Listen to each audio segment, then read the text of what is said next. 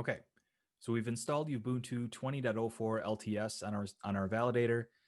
We've opened up and created our MetaMask wallet.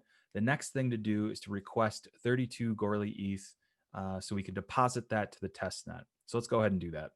So if we open up our MetaMask, I am going to log in here.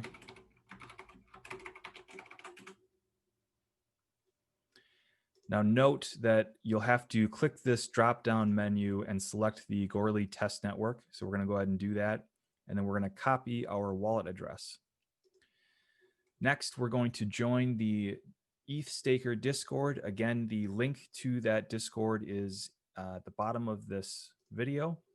We're going to click on the Request Goerli ETH channel. And then we're going to make a request to the bot. So we're going to go exclamation point Goerli ETH. So Goerli capital ETH space, and then we're going to paste our wallet address. Let's go ahead and do that. And there we go. We can see that it was sent to this wallet, and we can confirm. So if we go over here to our wallet address, and look, we went from 68 to 101 ETH. Again, this is test ETH, so now we have enough for more than enough to deposit one validator.